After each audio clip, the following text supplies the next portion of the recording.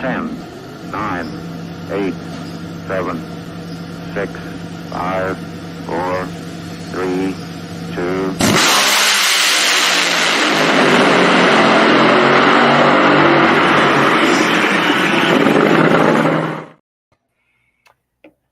Yes, Lonnie V, that dragster is loud at the opening of shows because when you're at the line, it is a full force impact. It's like your life is put on pause for that moment in time. Well, we're certainly not on pause right here on competitionplus.com on the Facebook page, the X profile, and also the YouTube channel. I'm Lee Kraft, a.k.a. the Monday Morning Racer. Over there is Mr. Dugenais Bland. You can follow him at The Not Bland Show. And this is the Competition Plus Power Hour. Let's get it pumped up. Dugenais, you had a good show with Brian Loans just an hour or so ago. Folks need to certainly check that out.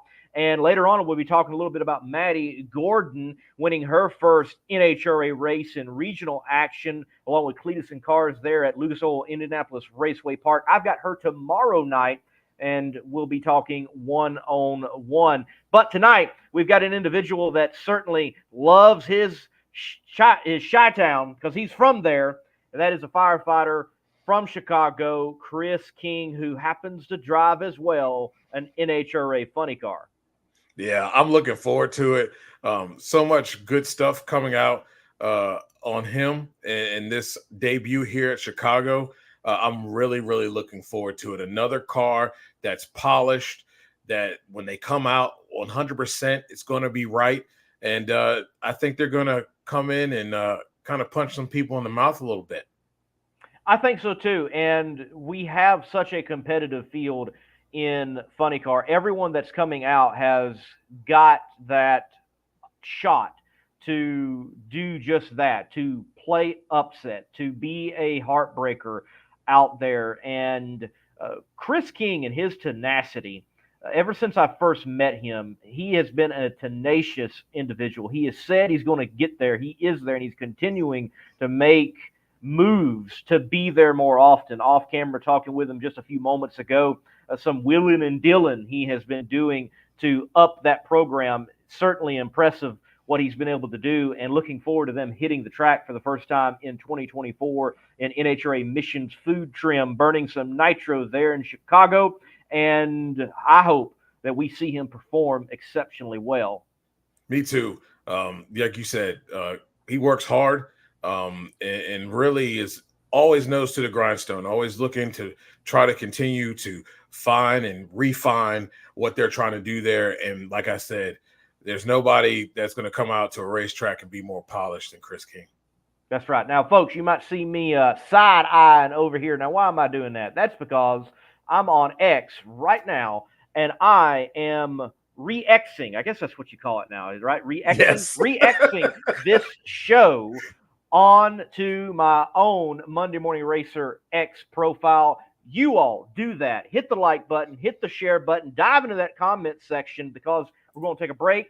And right after the break, we have got Chris King on, NHRA Funny Car Driver, to chat about all the changes in his program and why we should be looking forward to that race coming up in Chicago at Route 66 Raceway. I think it's only fitting, as usual, that we make sure here on Competition Plus, before we bring Chris King on, that, well, we showcase Competition Products.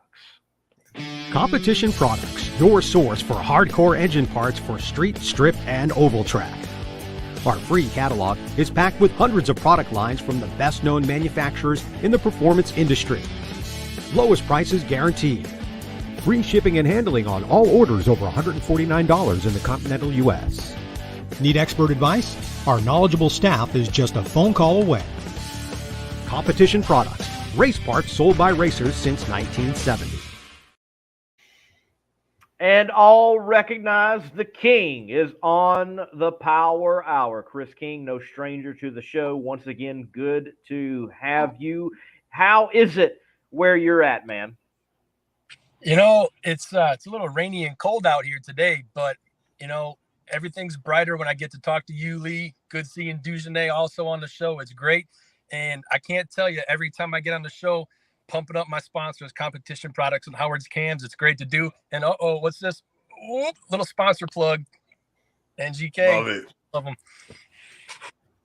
Well, we're getting close to that debut time, and I want you to tell everyone out there the hard work that you guys have been putting in, and how since the last time we spoke, there's been even more changes that have happened with your program.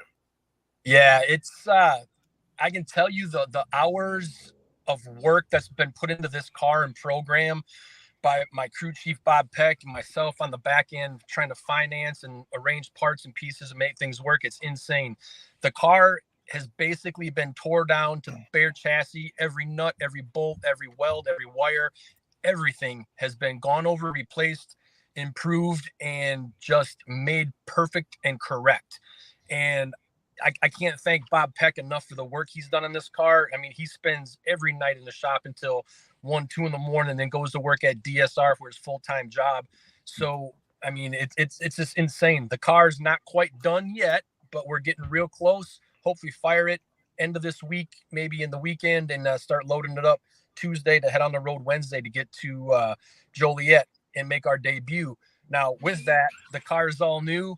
And we're going to have new car blues. So we're going to have to take it easy on the first couple qualifiers just to figure out our fuel curves and play it safe, because I cannot afford to blow up my stuff, trying to qualify right away. So we're going to creep up on it in Joliet, do the right thing, be safe, be smart, not destroy our car, not destroy the track for the other competitors. And then hopefully Q3 or Q4, we're going to get after it. And like you said, we're going to be there to try to punch some of those big guys in the mouth and show them what an underfunded little team can do with desire and heart, because that's what we got. You definitely have that, you and your crew, and certainly those are smart moves to go to an event, figure out the car, not blow stuff up, ruin an event for fan and fellow competitor and yourself all alike.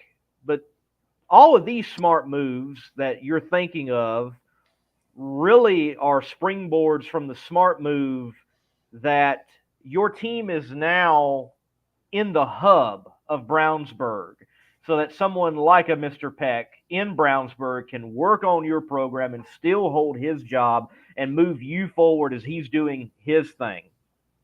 Yeah, he's been absolutely amazing. And the doors and resources that have been opened for us because of his connections, I mean, it's unbelievable, Lee. We're getting advice and help from all the major teams that are located there in Brownsburg. We're getting help from Johnny Lindbergh because we rent his shop. We need parts made.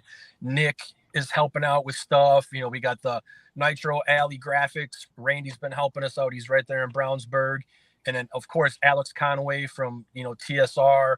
Can't thank Guido and the boys at the Napa team enough for all their help and guidance and, parts and things like that we need to acquire. It's just moving to Brownsburg has been the biggest help to say, because the resources and people that are there.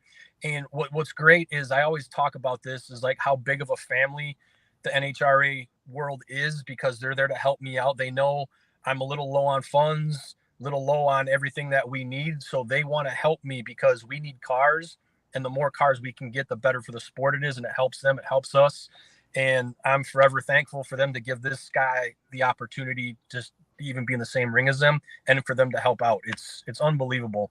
And it's yeah, I'm speechless just thinking about it, because it's so cool.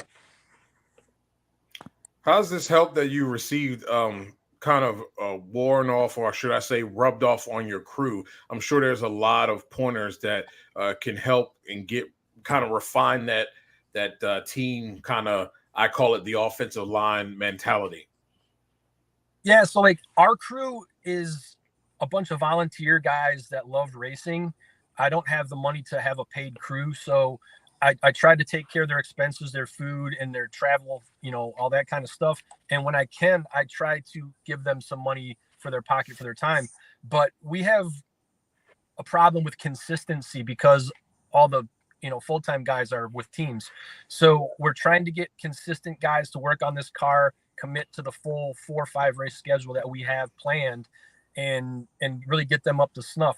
So being in Brownsburg, we've got guys that are no longer on crews that are willing to help out. And we've got a couple new kids that we're bringing in and a couple diehard race fans that are willing to learn. So, it's going to be a learning experience for everybody. But Bob is really, really good at teaching, and he's also really good at staying calm and like working through things which people like. So it's going to improve our crew guides. It's going to improve, everything on a whole. And, we had a couple guys that started with us last year. They've already moved on to full-time paying gigs. So it's helping the sport too, because we're getting more young talent and more young blood into the nitro fields, even though they're not sticking with me for obvious reasons because I can't pay them. But, at least we're getting good quality people that love racing involved. And, if they use me as a foot to get into the door, that's great. It is what it is. But someday we'll be at that level where we can pay our crews and have full-time guys too. But we're just not there yet. I like what Buddy Hole states here. He's a fellow Illinois guy himself. Let's take a lap together, run threes, and then go have a Chicago-style hot dog. Absolutely. So, the whole goal of improving my program is this car to be a consistent 4.0, maybe 399 car. If I can run a 399, Lee, you better have cameras at the top end of the track because this dude's going to lose it. I am going to celebrate so much because just getting my car there is satisfactory to me because everybody told me I'd never be able to do it. And, to be one of the few guys that can drive a nitro funny car at this level of competition, I've already accomplished my goals. I've done it, but the doors are still opening for me. And to run a 399 would just put me in that elite club of badass guys. And I know Bob wants to do it, and we got the help to do it. We got the right parts to do it. Now we just got to get, our tune-up figured out and get me comfortable back in the car, and hopefully it'll happen. And I really look forward to ruining some big teams' days. And when it's all said and done, like Buddy said, crack a beer, have a hot dog, slap hands, and live life, because that's what this is about, having good times with good people. And that's pretty much all the drivers and teams in the NHRA. They're all great. That should give you a level of comfort. Guys like Buddy, and just the family in general. If something goes down, there are people that are willing to help that individual get that car back to the line. And that has to give you a level of comfort coming into this race, knowing that, if we fall on something hard and maybe a turnaround is going to be a little tight, that there are going to be people that are going to be chomping at the bit and willing to come over and help me get my car back to the line. Absolutely. And Buddy's been badass since I met him, offering encouragement and pointers and just life lessons about how to handle things and how to approach things. So I can't thank him enough. If you're listening, Buddy, thank you so much, dude. You're a badass. And someday I'd like to be in his shoes. You're running full time in the circuit. And I think we can get there if we just catch a break. But, like you said, if we start going rounds, people will jump over and help out. That's what it's all about. And that's what I love about it. They help out behind the scenes more than you can imagine. Guido, Medlin, everybody. I mean, we've got notes. We're running older setups than a lot of people. We still got a 9-stand old 5-disc clutch, and we're not up to snuff as far as all the brand new fancy parts and pieces, but what we have is good. So we're getting help from people and tuning advice, and here's the ballpark you should be looking at, and here's what you should be doing. So this car, even though it's older parts, they're good parts, and we're going to have a tune-up that we can come out swinging. So we're just working on consistency and working on our parts inventory. So the help has been unbelievable, and everybody's been great. Lonnie V is asking about your qualifying plans, and you alluded to that already, but take us into detail. All 4 sessions, attempt to run them, shut off on the first pass. What really, I'll extend his question. When do you think yourself, along with Peck, that we can let loose and stretch the legs on the gal? So this is 2-part hard for me. As a driver, I just want to go. Send me. Let me do my thing. I'm also the owner. So I'm like, whoa. I got to pay for that. So I get conflicted, and that's where Bob reins me in as the crew chief. He grabs me and says, settle down, Wild Buck. We're going to tame this thing. We're going to go out Q1, 300 feet, shut it off. Come back and look at our fuel flows and make sure we have the fuel curve that we are looking for with that car. Q2, we're going to go 600 feet. We're going to come back, look at the motor, look at our fuel curve, make sure everything is flowing and doing what we want. These cars need fuel. They need to be loaded and they need to be right. When they're not right, they're angry. And when they're angry, it hurts your pocketbook.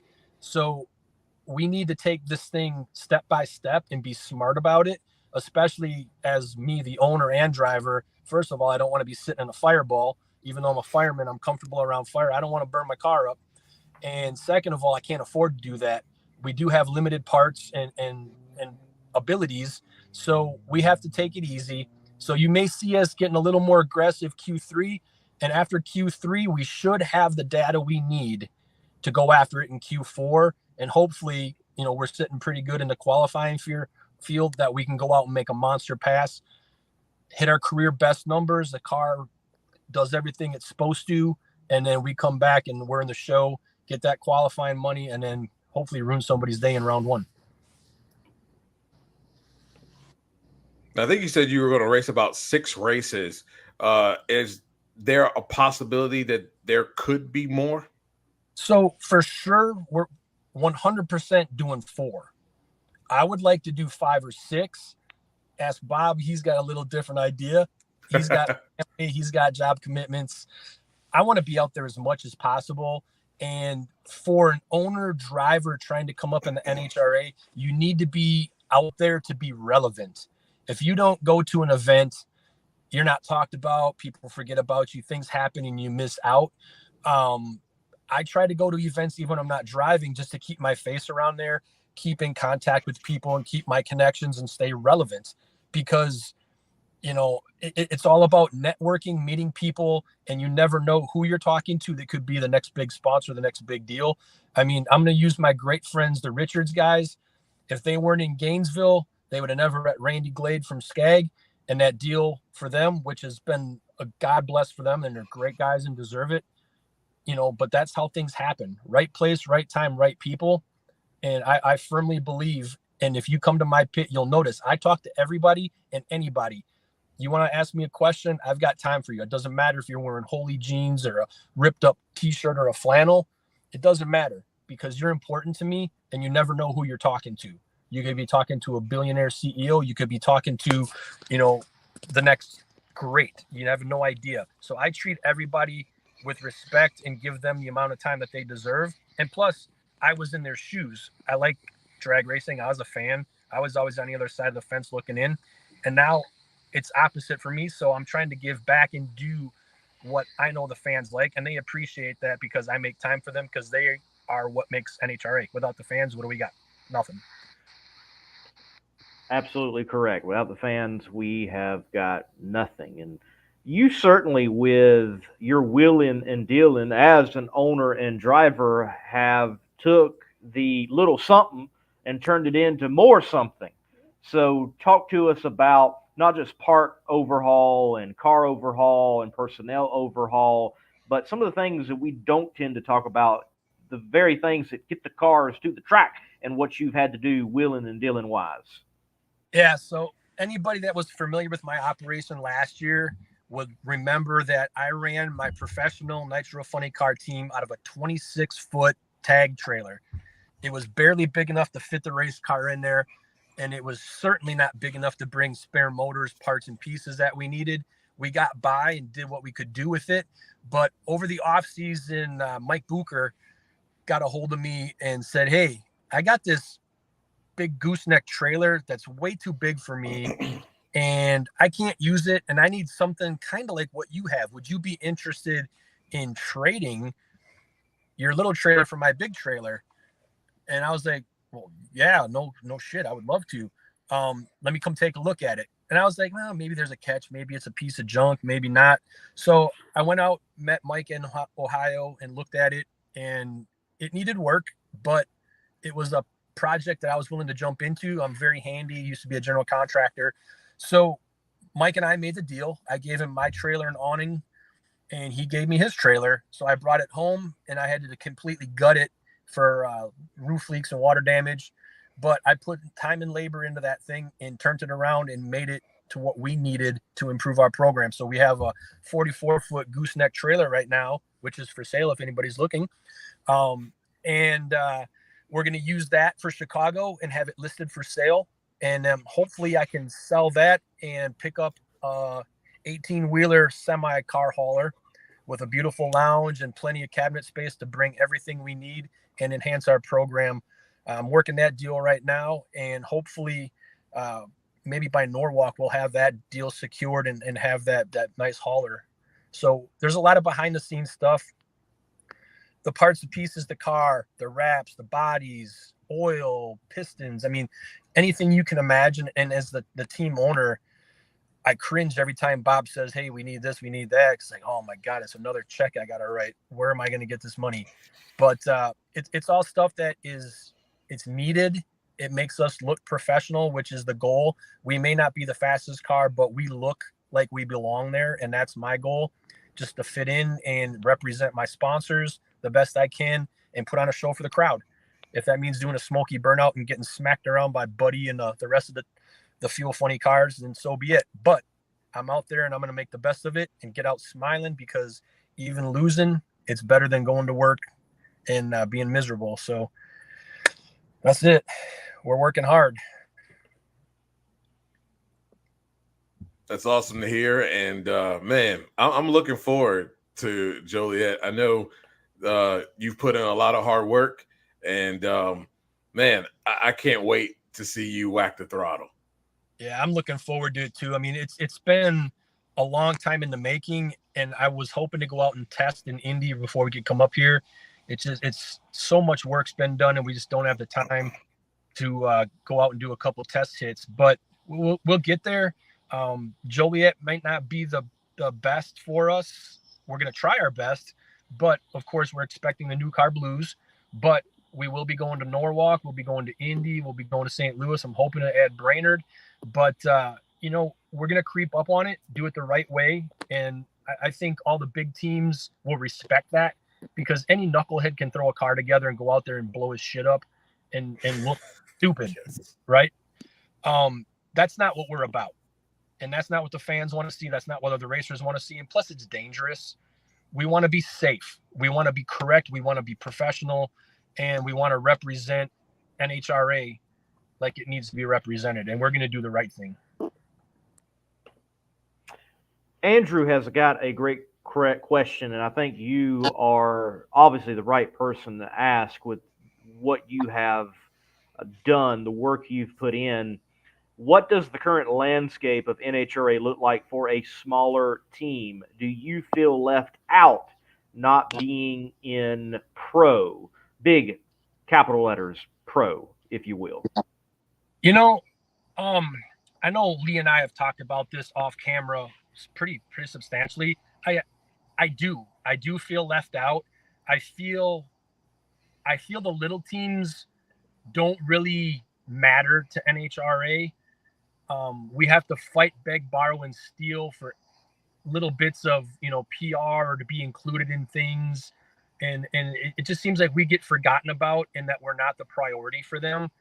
But I go to bat for teams like us, because without us, you're not going to have full car fields. And we are the next generation. We're the next Ron Capps. We're the next John Forces. I mean, those guys, not trying to be mean, but they're starting to get older.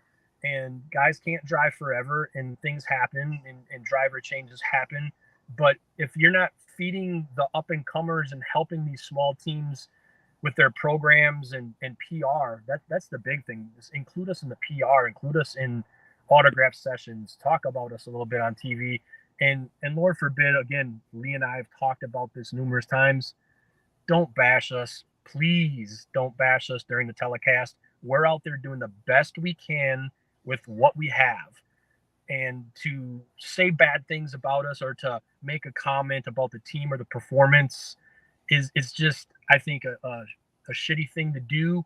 And it makes our sponsors look at us like, why am I working with this guy? and it's not progressive for the sport. So to sum it up, yes, do I feel like we get shorted a little bit? We do, and I think there's a lot that can be done to improve it, and hopefully it changes because we need the help. That's a great point. I'm in the business. I've always been in the business of educating. And for instance, I had an opportunity to talk with Brian at Loans earlier today about Dave Richards and their struggles. Some of them from doing my own research and trying to learn more about these cars, I kind of understand and understood it. I was pretty much spot on. And I wish that, okay, for a guy like yourself, you guys are going to go out and you're going to make a 300-foot pass first. And explain what they're doing. Don't go out there. Don't say that well, they don't have enough horsepower. They don't have this. They don't have that. But you guys are doing the right thing by sneaking up on it. You're trying to break in a new car, get everything, make sure you're right before you go out there and say, hey, all right, man, we're going to try to go after it here in this session, and we're going to go from A to B, and we're going to try to put up a really good number. Well, you want to be comfortable doing that, especially with, the fact that, hey, I don't have the parts plethora in my shop. So I agree with you on that. I think it needs to be more of an education, because fans may not understand what you guys are doing out there on the racetrack and why you're doing that. And I think that would not only be more important in educating the fans, but it also would not be doing you guys a disservice in getting future sponsorship. Yeah, Alan Reinhardt's really good about explaining things like that. If we give him a heads up what we're doing, he addresses the crowd and will explain what's happening. I just got to bring up one thing. My former crew chief, Terry Totten, was racing, and he reached out to me the other day and said, did you catch the comment they made about me online? I'm like, no, I didn't see it. And basically what was said is like, Terry Totten doesn't win rounds. His opponent loses them. And I thought about that for a second. Wow. And that's kind of a dick thing to say, because maybe he's not performing as fast and doesn't have the speed and all that. But you know what? It doesn't matter if your opponent messed up or whatever. You need to go A to B, and whoever gets to the stripe first wins the race. Yes. And if you didn't get to the stripe first, well, you lost the race. So to make comments like that about small teams, it irritates me. It angers me. And that's the kind of stuff that we don't need for the small teams. Why don't you say congratulations, Terry Totten, for winning that round? Nice job. Your guys worked hard. You worked hard. Look at your program. And, it just, I don't know. I think it's unprofessional and it needs to be addressed. But what does my opinion matter, right? You're spot on, though. No, you're spot on. Look, a win is a win, no matter how it comes about. And I don't know, maybe it's time for small teams to stop extending the courtesy of, choreographing burnouts and things of that nature. And so what if you stick someone out? Things that I've seen big teams get upset with the small teams, but when the big teams do it, because they do have issues from time to time, they want that courtesy extended to them. So yeah, maybe you don't let them borrow the, spare battery or something. I don't know. Just saying, it happens more both ways. Big teams have issues and small team have issues. Now, granted, a small team, there is a more likability, sure, because of, as you said, personnel coming in and out, volunteers, people not meshing, and that gelling process not being there. But, I think of last year, Coletta Motorsports, one of the best teams out there, a championship winning team. You have J.R. Todd, they're up against Alex Laughlin, and they have to go through 3 starters to get that car fired. Stuff happens. Yep. Both ways. I'm a big believer in karma. I try to do the right thing by, treating people the way I want to be treated. And, I strongly believe karma comes around. It might not be as fast as I want it to come around, but it will come around sometime and get you. So I try to do the right thing by the right people. I'm not going to try to jag anybody off at the starting line or play games like that. I extend professional courtesy. I'm going to go in. I'm going to stage fast, and I'm not going to hang you out to dry.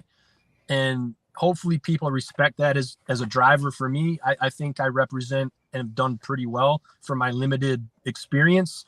I haven't heard anybody say bad things about me as a driver, but I'm always open for the conversation if someone's got some tips. But I try to do the right thing, try to drive safe, try to drive smart. I don't overdrive the car, and I try to stage properly. And I've been working on my lights, so hopefully we'll be cutting some lights and just doing what we need to do, so people, when they pull up next to us, will be thinking, shit, we got to get down the track because King's in the next lane and they go down the track every time and they can run decent. So that's the goal. Well, Chris, you are certainly working towards those goals. It seems like each and every year since you have, well, honestly, not even major first start. Seems like I have noticed through the ranks you continue to be making move after move after move to get you to this very point, and fully expect for you to have the best year you've had to date, and look forward to that start at the race coming up in Chicago, man. I appreciate it, man. We're hoping for great things also. Like I said earlier, we do what we can with what we have, which isn't much. So just to be out here and do what we're doing has been a miracle, and I'm thankful for everybody involved and everything we've done. My sponsors, Competition Products, Howard's Cams, they've been with me a long time, and new sponsors, Fire Department Coffee, NGK, Goodson Tools, Impact Racing's been supporting me since I've been driving. You know, without them, I mean, I couldn't do any of this, because even though they're small deals, saving $1 here, saving $1 there adds up for me, because it all comes out of Chris King's pocket. And firemen, it's a great, great profession, but we aren't rich by any means. It's a very humbling profession, but you ain't going to be a millionaire being a fireman. And, you know, someone told me once, if you wanted to be a millionaire in racing, you should start with 2. So I always think that's kind of funny. I do what I can with what we have, and I think anybody can respect what we've been able to accomplish with just hard work, tenacity, and a desire. Because if you want something bad enough, you'll make it happen. And this is for everybody out there listening. Yes. If you want to drive a fuel funny car, put your mind to it, make it happen, because you can do it. Because that's what I did. Cinderella story. I came from nothing. I was a clutch guy in an alcohol funny car team. I wanted to drive. Went to Frank Hawley's, learned how to drive. Wanted to go faster. Called Frank Hawley. He let me go faster. Then after Frank Hawley's, I called the Richards boys. They let me go faster, and they ruined me for life, because now I'm a fuel driver. So thank you, Paul and Dave Richards, for ruining my life and making me addicted to nitro funny car racing. But I love them like brothers, and I can't complain about what I'm doing. It's truly blessed to be here. Certainly are, Chris. And I know this. You need to get that pizza place that you get all those pizzas from that you send out. And thank you for sending pizzas my way to sponsor you. You send out a lot of pizza and help, you know, float their bills, man. Yeah, Lou Malnati's would be a great sponsor. I reached out to them, and unfortunately, they were bought out by a big corporation. Oh. And this is my life story for sponsorships. I've had a lot of big name sponsors that are involved in NHRA currently on other people's teams that I've talked to, and somehow they always end up on everybody else's cars. But, you know, they tell me at the time, thanks, but just not interested, or this isn't the right thing for me. And 2 weeks later, I see him on somebody else's car. I'm like, what the can't say that. But, you know, it's hard getting the whole sponsor thing. And I guess I suck at it, because, like I said, I lose sponsors to big teams all the time. I just don't have what they have, you know, VIP catered tents and fancy logos. But I have what other people don't have, and that's heart, desire, and passion, and genuineness, if that's even a word. Genuineness, whatever. This is me. I'm a fireman by trade, racer on the side because I love it. I would love to be a full-time racer, but if that's not in the deck for me, I'm part-time racing, and I'm happy with that. So we'll see how the cards play. Well, I know this much. The hand that you were dealt each and every time, you are laying down the right cards, and Yes. that is a testament in many more areas than just funny car racing. So keep up the good play, Mr. King, and thank you for your time on the show. I appreciate you guys very much. And, it's not always easy to keep that smile and keep charging hard when you get kicked in the, so many times, but I'm a fighter. Like Lex June says, never quit. And, I won't.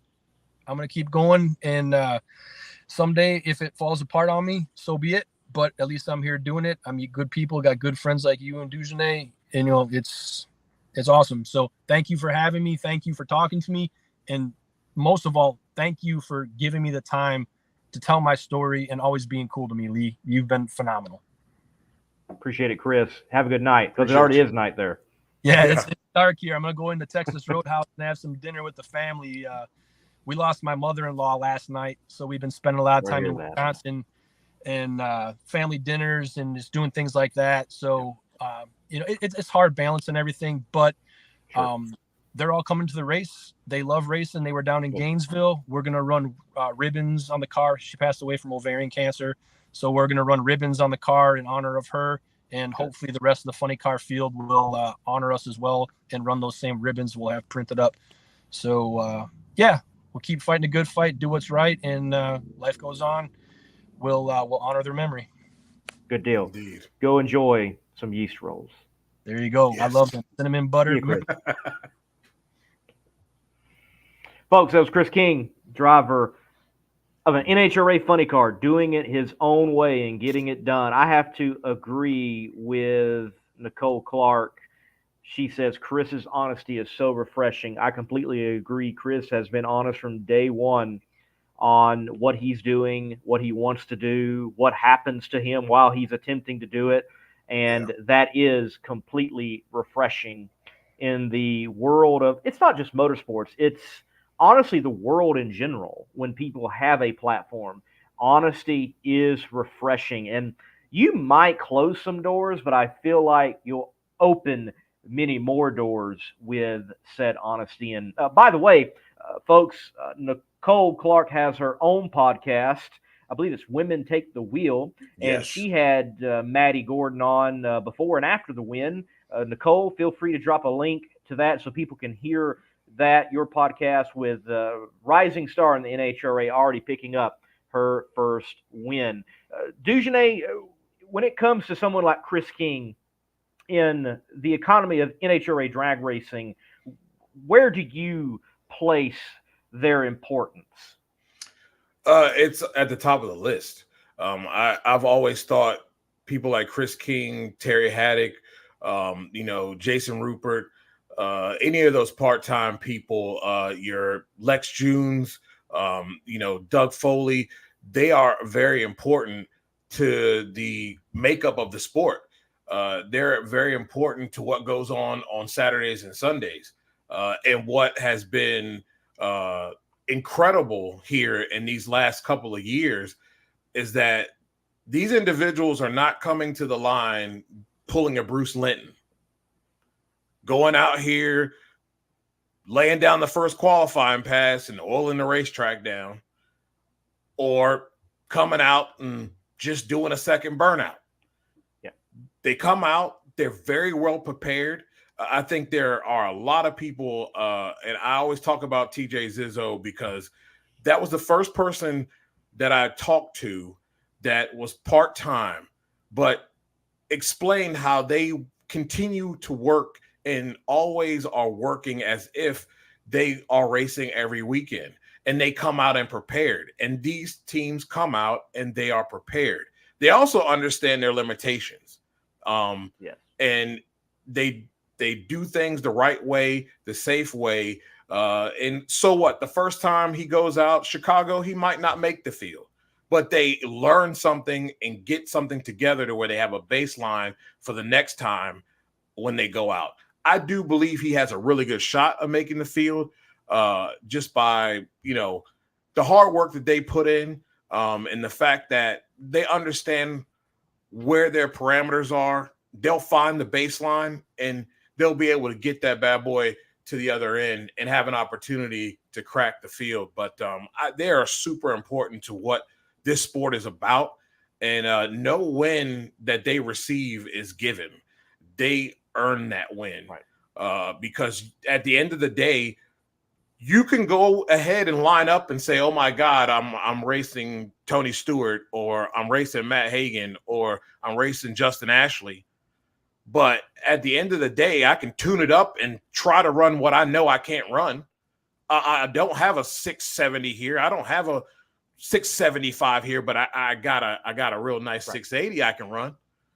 And they put themselves in position to get the win.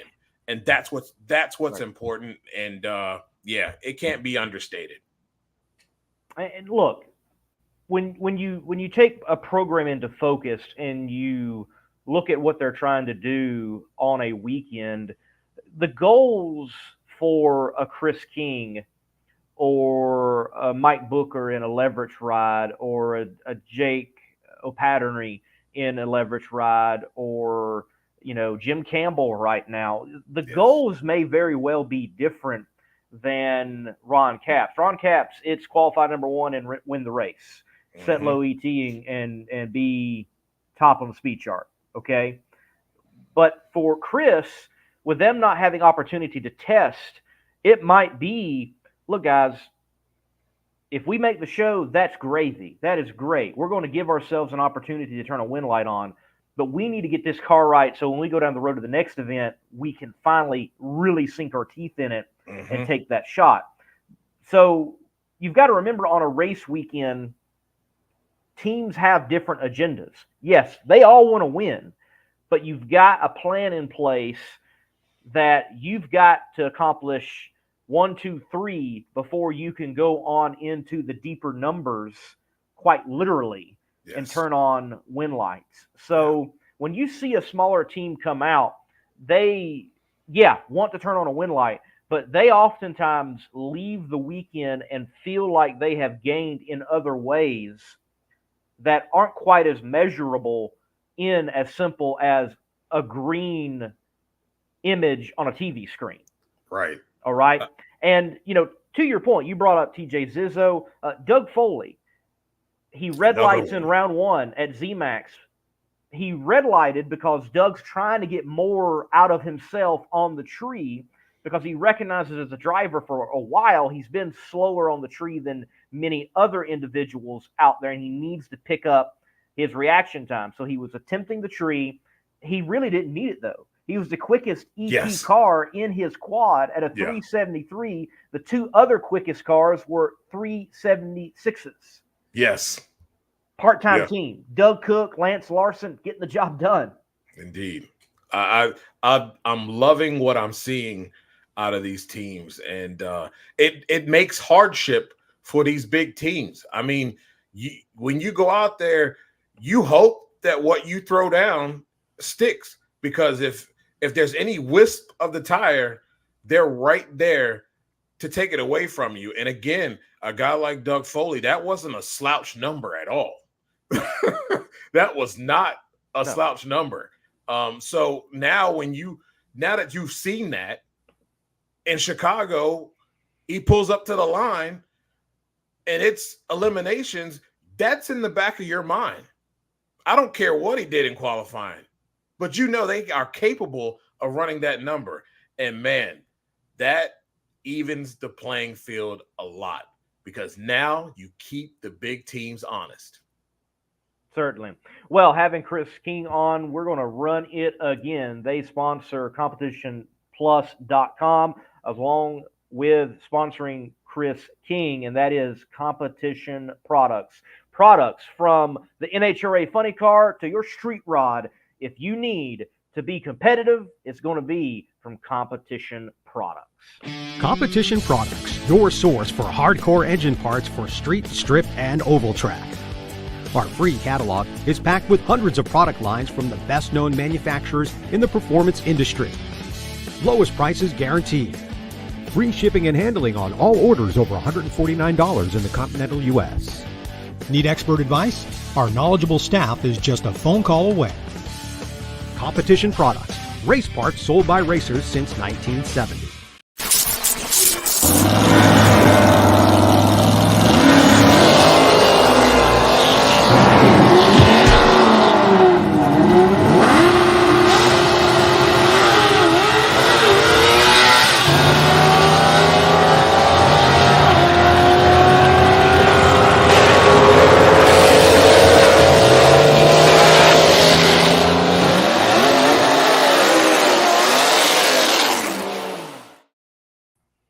And back here on the Competition Plus Power Hour. Thank you to Weldon High Performance. They have been pumping the show for a while now. And if you want the right pump application for your, well, vehicle that ventures off to the wild blue yonder or ventures off through the lights at speed, it is Weldon High Performance. Duchesne, this past weekend, there was plenty of drag racing once again in different areas and different formats than NHRA Mission Foods drag racing that we were able to see. I know that I was in Ohio, Xenia, Ohio at Killcare Raceway for Southeast Gassers Association action, just up the road in Indianapolis at Lucas Oil Indianapolis Raceway Park. There was Cletus and Cars for that great car culture event, and there was NHRA regional action with the top alcohol competitors taking place.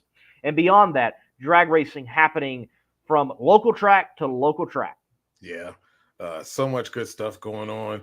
I was able to kind of follow the stuff in Indy through the lens of Nicole there. A lot of good stuff happening all over the place. And, I think I just got a message a while ago before coming on the show. There's another grudge race taking place. I didn't get a chance to take a look at it, but man, there's just so much cool drag racing going on all over the country. There is.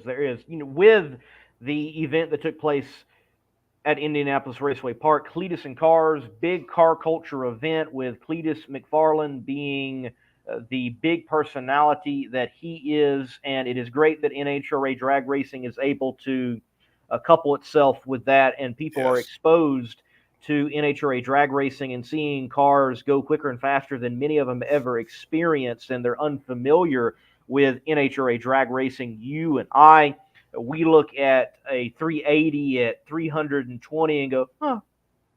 But, someone fresh, used to just street cars, used to just hot-rodded machines, they look at 285 miles per hour at a 520 in the quarter mile and go, that's impressive. I've never seen that. Didn't know cars could do that. And they were able to experience such things at Cletus and Cars with the top alcohol competitors in competition. I want to first touch on Tony Stewart running once again with the McPhillips camp. He goes out there and he wins. By the way, congratulations to Gary Pritchett, runner up in a surprise move, I think, to so many that Little Bear, Gary Pritchett, was in, not a flopper, but in a rail with Randy Meyer Racing, picking up that runner-up finish there at Indianapolis Raceway Park. But Tony Stewart, back in an alcohol car, I like this move. I hope it happens again. I wish it happened more often. We see Cup drivers in the NASCAR level will dip back into Xfinity, dip back into the Truck Series. I would love to see more top fuel drivers dip back in to the A fuel ranks from time to time, especially at regionals, and give them a boost. Yeah, I mean, could you imagine getting Sean Langdon back in an A fueler? Back in A fuel and go up against Madison Payne, who he has been a mentor to. That would be a great storyline. Yes. I mean, I think there should be more of that. I think that would help out, especially at regional events. It was really cool, though. I was very, very pleased to see him back. And, he's just trying to get laps as well. It's kind of like you said, going from Cup to Xfinity, just trying to get some laps in, staying fresh. I love it, man.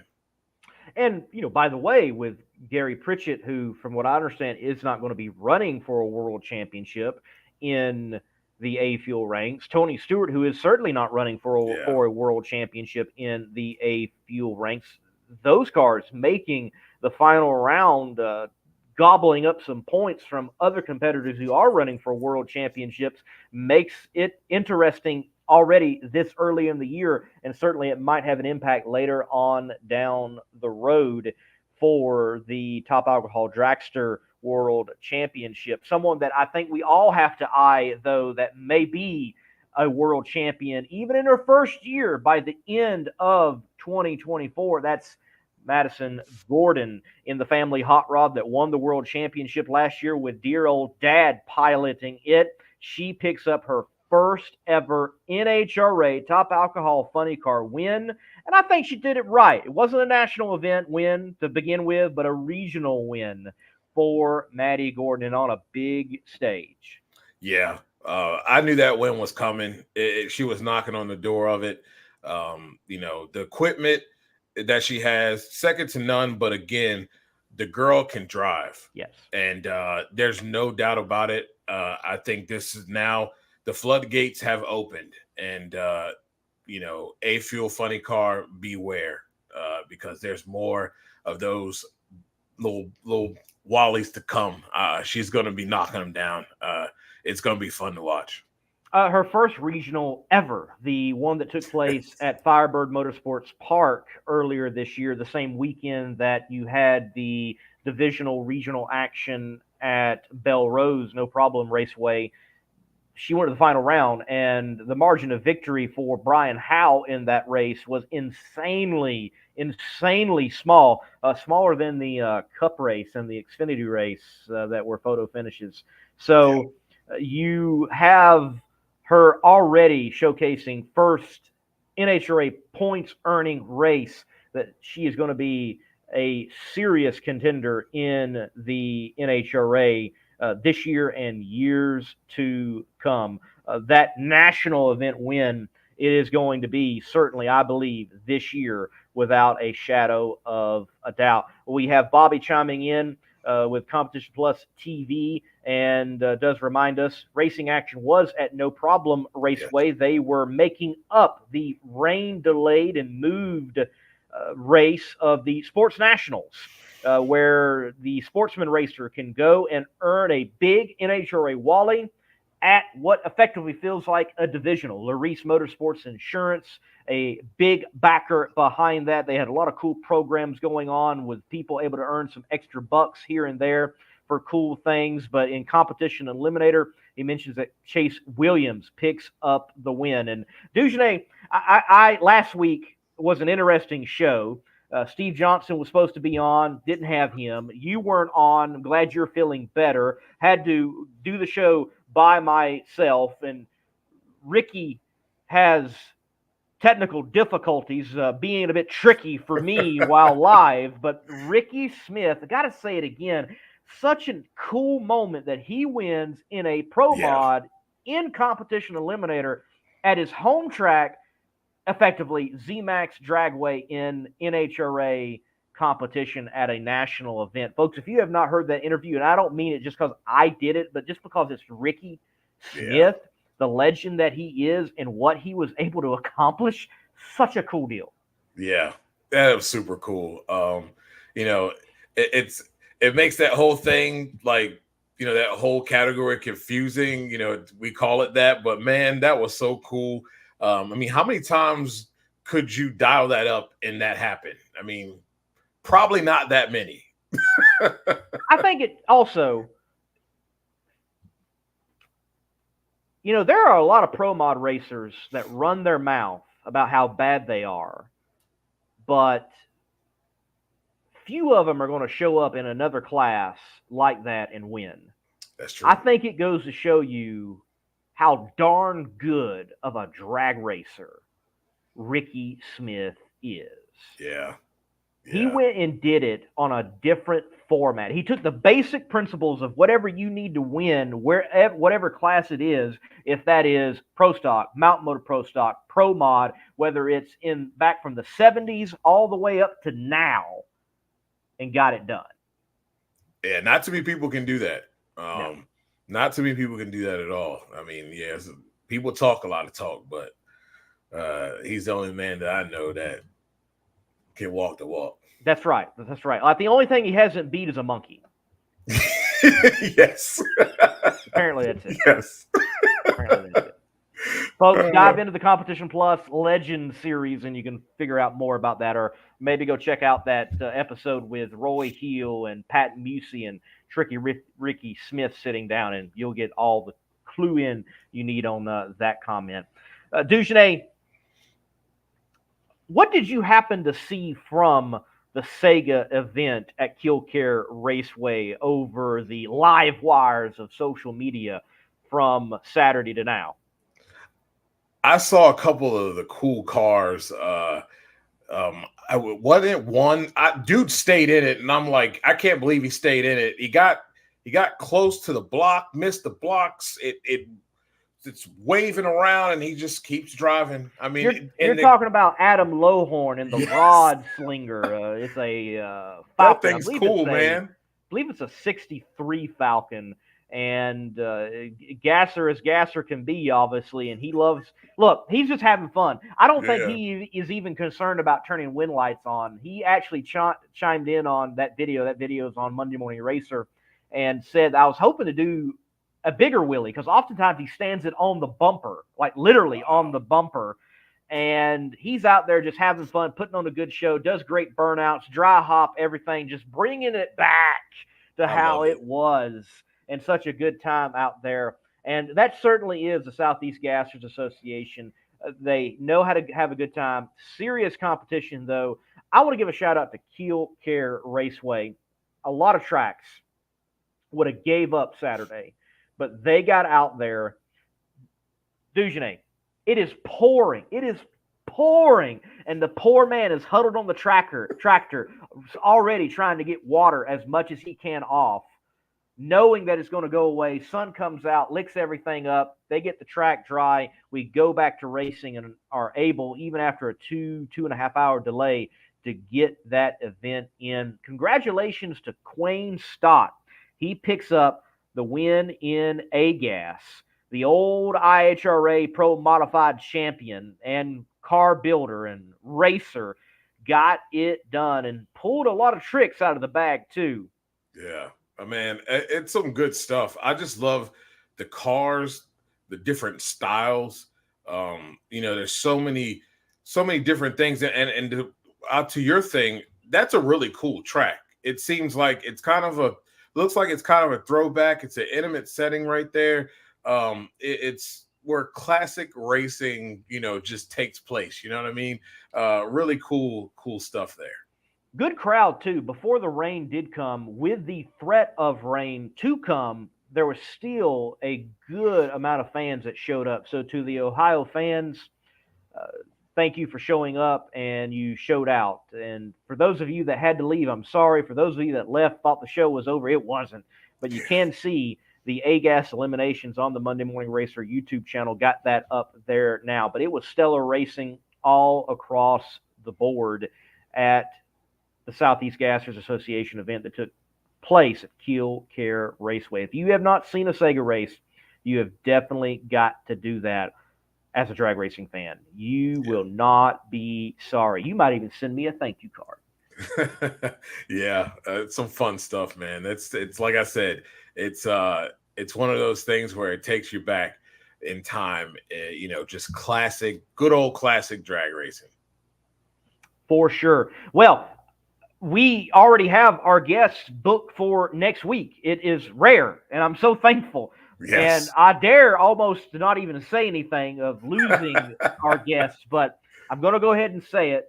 We have got – I can't wait for this, too. It's almost going to be what are you doing now type of segment, but we're going to have Doug Herbert on the show next week, along with someone I always enjoy talking to on this show and elsewhere, Chicago native. We know we're going to see him in Chicago in NHRA Mission Foods Top Fuel, and that is TJ Zizzo. Yeah, I haven't talked to TJ in a while. I'm looking forward to it. Just an outstanding guy. For sure. Going to be an interesting conversation with Doug and what he is doing and get his Yeah. take on. I feel like Doug, when it comes to NHRA drag racing, is almost known more for infamous moments, and some of the most infamous, than the times in which he ran well and won and set records and that type of thing. Right. I think of him and Clay Millican. How many times Yes. has that been talked about there at I believe that was Maple Grove, and Yeah. then the nuclear explosion at Pomona that lives in infamy. So talk about those things, and looking forward to chatting with him. Maybe we can talk a little bit more about the IHRA days, I hope, and certainly what he's doing now. He was Yeah. at ZMAX hanging out, saw him briefly, so he's still involved in the sport, and still out there, and look forward to having him here on the Competition Plus Power Hour. Dujanet, look, before we go, I do want to take the time and plug. You had your show live before this show, the Not Bland Show, and you were able to chat with one of the most recognized and influential people in media in drag racing currently, and that is one Mr. Brian Loans. How did that go, and why should people go check out the Not Bland Show? Man, that went well. We couldn't grab him the week before. He had some unforeseen occurrences pop up. But man, it's a great show. A lot of educational things we talked about this first quarter in a race that we are in the regular season. You'll learn a little bit more about the manifold issue. We discussed that. We also discussed some things that they might be able to do to get around that particular issue. You want to tune into this one. There's a lot of good nuggets in this one, and I'll do the same thing I did over there. You guys want to be locked in to Drag Race Bracket Bonanza, email, lock it in. There's going to be a big announcement tomorrow. A major sponsor who is already a part of the NHRA. It will be a huge announcement. There will be some really good stuff. There's some really good stuff that's going to come up here for Chicago. I think you guys are going to be head over heels. It's going to push people a little bit more to be a little bit more on point with their picks. So super excited for Drag Race Bracket Bonanza and what's going on there. But yes, definitely tune in, like, subscribe to the channel. It was a great conversation. As you know, we try to educate over there. You learn a little bit about what Dave Richards is going through in a little bit more extent from Brian, being that he's been able to talk to Dave about what's going on with them and their team. So some really good stuff over there. So definitely want to watch that. We have it in audio format. We'll be dropping tomorrow morning, 7 o'clock, and you can watch the live video version on the YouTube channel. I loved Brian's explanation to I'll use my line from the meme, manifold destiny that took place from ZMAX on his Insider podcast. Yes. And he was able to wade through the weeds and I think provide a clear line of sight on actually how to view what occurred. Definitely. And I don't think we should take into account conspiracy. No. I don't think we should take into account a singling out. I don't think we should take into account this as something they were doing possibly. I don't even want to classify it as cheating. Nonetheless, to the letter of the rule was broke. The NHRA caught them. The NHRA, as a sanctioning body, stood on the rule, and I appreciate that. Yeah. The only thing we still don't know about, and even Brian on his Insider podcast alluded to this, and I mentioned it on the show last week on my take with the whole infraction, and just said, look, I don't know all the details, so I cannot really weigh on it, but what does concern me is this back and forth that Tasca mentioned on the live show, that, hey, we're going to give you our manifolds, look at them, they get them back, and they're never told they're illegal. And then later on, they are. We still haven't got down to that. Like, we don't have any concrete what was said and how that transpired. I do also agree completely with Brian that now they're doing this show live at the track, which should have been years ago, but I'm glad we've got it now. But Tasca using it to his advantage to set the narrative, because all this backpedaling, well, you never reach everyone of that crowd like it does when it first comes off the bat. And he sent the first salvo over the bow of the NHRA. It was masterful. It was. That's what I was talking to Brian about, is that, we get this in the NFL world. Sometimes you might get some news right before game time, an hour before game time, something drops. You hardly ever get that type of stuff in this sport. And for them to be able to have been there, have their show, and for this thing to be live, and he was able to get off the first shot, that was golden. And, everybody knows it, whether it's from the NFL to the NBA to the NHRA. I am pro driver. I am pro player always. At the moment, I stand by. I still stand by it. But at the same time, I will say I respect what the NHRA did with the rule. A rule is a rule, whether it's not a performance enhancer or not. I've worked in a machine shop. I know exactly what they were trying to do, and understand that. I understand it from the manufacturing standpoint and from a quality standpoint, because I am in that realm of quality inspection. So I understand that, but a rule is a rule. But that's why I say you have to tune into the show. We talked about something in a way that they can get around that and still accomplish what they want and still be within the rules. So you definitely want to check out that show. But man, that was awesome. That's something that sets things off. It gets people talking. I mean, my timeline was blowing up from everything to they didn't like what he was doing at the pro race and was after him, to conspiracy, to whatever. It was great, man. It's what it's all about. This is how you get people locked in.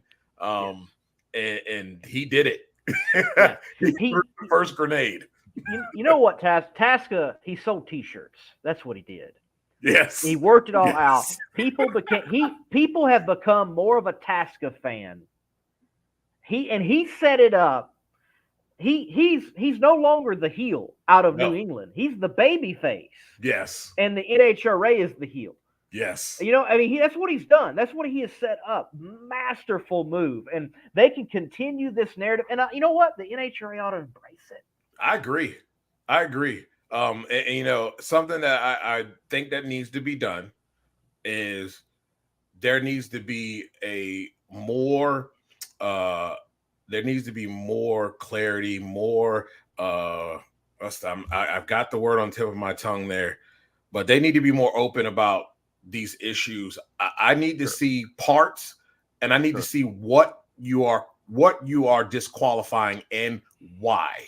Right. And you need to be able to beat, Tasca was smart, but those press releases can't come that late when you DQ'd a run from the day before. Yeah. And they've got to be better at that. Yeah. NASCAR, they tell you what's going on, and then they show you, hey, look, man, this dude's glove we're disqualifying this because of this here. We show you exactly what's going on. Yep. So, I believe that needs to be done. More clarity and more of open on those types of issues, because they're affecting the overall product and sport and race teams. These are fans that are of these race teams and of these drivers. They want to know why their drivers run was disqualified, and it needs to be clear. So, yep. Other than that, though, I applaud them. It's a hard job, but I don't think the fans understand how hard of a job they have with, this competition and keeping things fair, and the tech department. It's tough.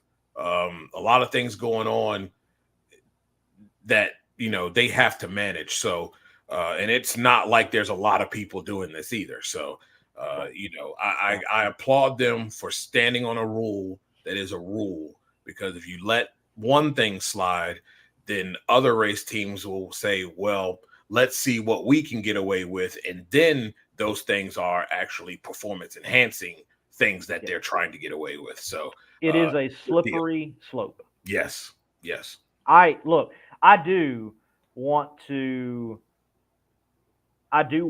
see Lonnie Grimm, and he's the guy, to be out of that white NHRA tech trailer holding a manifold in comparison. Now, this is why, and showcasing that. And, the NHRA did get a press release out. Was it as thorough as I think we would all like? No. But what is critical is it came out the same day, but it was still too late because Tasca went live and dropped it. Yeah. And that's why it was so masterful. Yes. It was smart, man. He could have not come on the show, and because of it, and he faced it head on. He got ahead of the story and set the narrative. And man, that was golden. I love it. More need to do that. But I'm gonna tell you right now, if this had been Cruz and Cruz said he was gonna go home, he wouldn't have been playing no games. His trailers and cars would have already been out when he was sitting in that chair talking to Brian and Tony. I do wonder in hindsight, what if Tasca did actually pack up and go? What would have transpired? Would that have been a good move?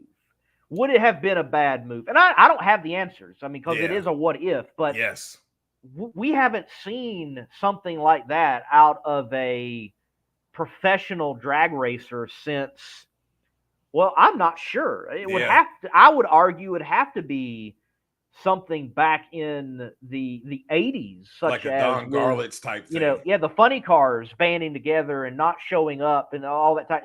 That's the only thing I could really think of. That would have been tremendous in its own right. Granted, what Tasca went out and did was certainly tremendous, and they showcased that if they think that they were getting a performance advantage out of that manifold, they didn't really need it because they bolted another one on, went out there, and boom. Yeah, that's where I'm like, okay, I'm glad you stayed around, because first of all, he did jump out in front of it. But when you leave, now NHRA gets to put out a statement, and now you look like the guilty party if you leave. And he went out there and said, all right, then I'll take somebody else's manifold that comes off a top fuel car. I'll put it on mine that I ain't never tested or ran, and I'll show you that coloring issue doesn't mean anything. Yep. And I'm glad he did that. Yes. Because then it was really setting the tone. And the fact that he was getting close to possibly winning that race was even better. Right. It what a look. And that's what fascinates me too at the moment. Everyone wants to bash the NHRA.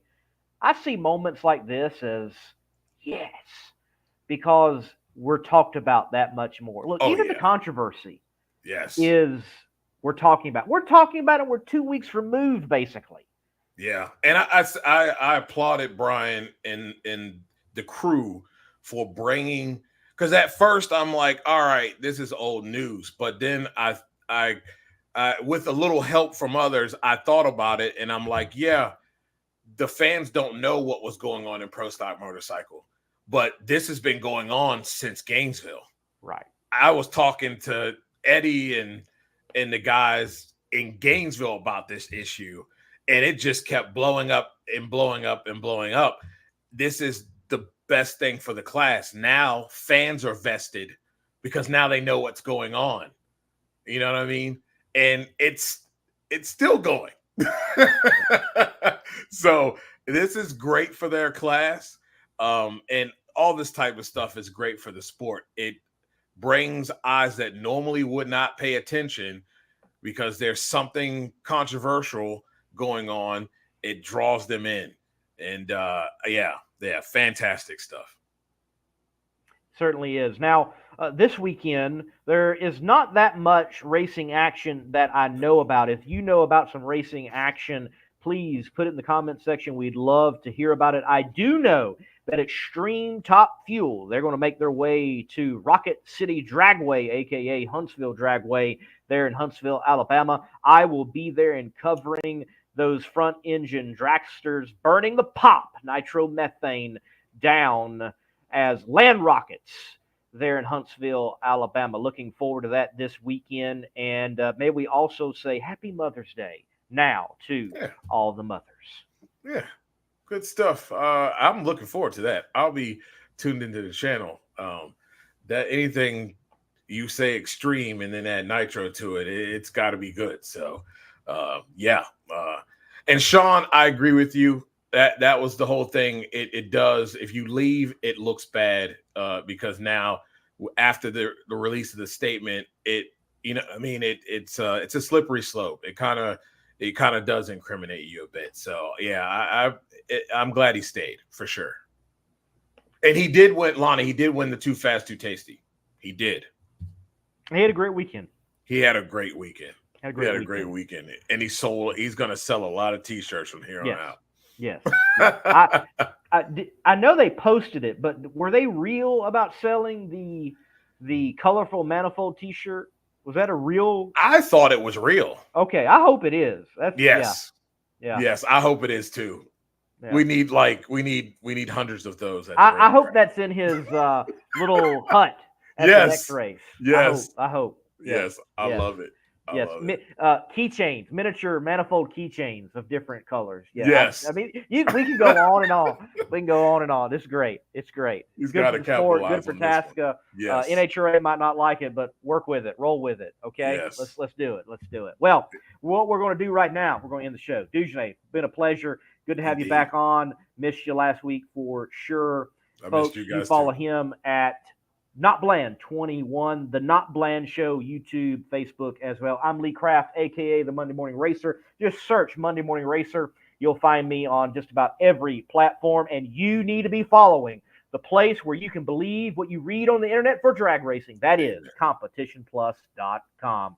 To each and every one of you out there, God bless, and keep the pedal to the metal. Reliability to drive thousands of miles. Confidence for those who fly high. Redline oil products give you the power to crush the competition. And a track record of being the best. Redline oil products. You push it to the limit. We'll protect it. If you want to take your vehicle's performance to new heights, you got to give it P.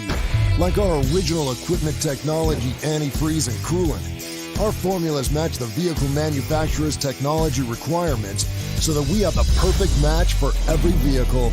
That's one reason why Peak is among the fastest growing brands of coolant in America. We work harder to earn the trust of people like you every day.